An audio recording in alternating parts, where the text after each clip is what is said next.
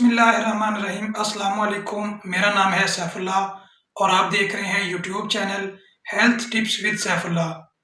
दोस्तों, आज मैं बहुत ही इम्पोर्टेंट टॉपिक के ऊपर बात करने जा रहा हूं और वो है सर्दियों के हवाले से चंद बुनियादी एहतियातें।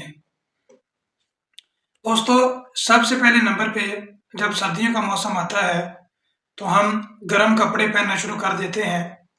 तो हमने सबसे पहले इस चीज़ का ख्याल करना है कि जो कपड़े हम पहन रहे हैं वो हमने धो के इस्तेमाल करने हैं।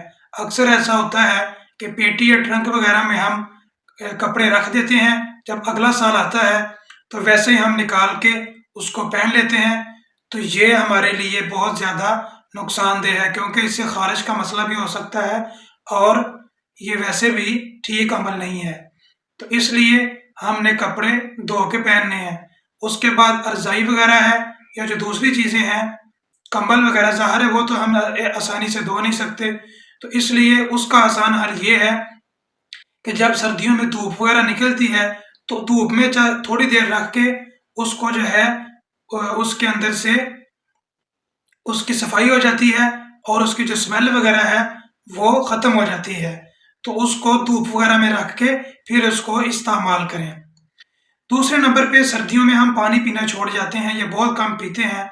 तो हमने इसकी बहुत ज़्यादा एहतियात करनी है, पानी नहीं छोड़ना, क्योंकि अगर हम पानी पीना छोड़ जाएंगे तो हमारे जिस्म के अंदर बहुत ज़्यादा बीमारियां पैदा हो जाएंगी और हम जो है वो बहुत ज़्यादा मुतासिर होंगे। इसलिए हमने सर्दियों में भी कम से कम 4 से 5 गिलास रोज़ाना पानी पीना है ताकि हम सेहतमंद ज़िंदगी गुजार सकें। उसके बाद हमने जब रात को सोना है तो रात को सोते वक्त जुराबें पहन के सोना चाहिए। बाज़ लोग कहते हैं कि जुराबें पहन के नहीं सोना चाहिए, लेकिन सर्दियों के मौसम में भी अगर आप जुराबें पहन के सोएंगे तो आपको पुरसुकून नींद आएगी। तो आप सर्दियों में जुराबें पहन के सोया करें। उसके बाद जो सबसे अहम बात है वो ये है कि सर्दियों के अंदर जब हम अपने कमरे में हीटर या चूल्हा वगैरह ऑन करते हैं तो अक्सर औक़ात हम उसको ऑन ही रहने देते हैं और हम सो जाते हैं। तो ये बहुत बड़ा नुकसानदेह अमल है। बाज़ दफ़ा गैस चली जाती है और जब गैस आती है तो ज़ाहिर है चूल्हा तो जल नहीं सकता, फिर गैस चलती रहती है जिसकी वजह से दम घुट जाता है और बहुत ज़्यादा अमवात भी हो जाती हैं। तो इसलिए हमने सिर्फ उतनी देर गैस इस्तेमाल करनी है, उतनी देर हमने यूज़ करना है जितनी देर हम जाग रहे होते हैं। जब सोने लगे तो अपने दीवे वगैरह और अपने जो है गैस का जो सिस्टम है ये सारा बंद करके सोया करें ताकि आप जो है वो हलाकत से बच सकें।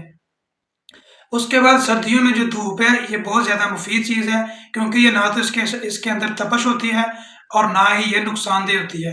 तो इसलिए धूप के अंदर विटामिन डी होता है, तो हमें धूप का भी जो है वो ज़रूर हासिल करनी चाहिए। इसलिए सर्दियों में जो धूप है वो ज़्यादा फ़ायदेमंद है और विटामिन डी हासिल होता है, इसलिए धूप भी हमें हासिल करनी चाहिए। तो उसके बाद जो सबसे अहम बात है वो ये है कि सर्दियों में हम अक्सर नहाना छोड़ जाते हैं, जिसकी वजह से हमें ख़ारिश का सामना करना पड़ सकता है। इसलिए हमें कम से कम हफ्ते में 2 बार सर्दियों में भी नहा लेना चाहिए। अगर 2 बार मुमकिन नहीं तो कम से कम 1 बार ज़रूर सर्दी में नहा लेना चाहिए। अगर आप रोज़ाना नहा सकते हैं तो इससे बेहतर और कोई चीज़ नहीं है, ताकि आप ख़ारिश वगैरह के मरज़ से निजात हासिल कर सकें। उम्मीद करता हूँ आपको वीडियो पसंद आई होगी।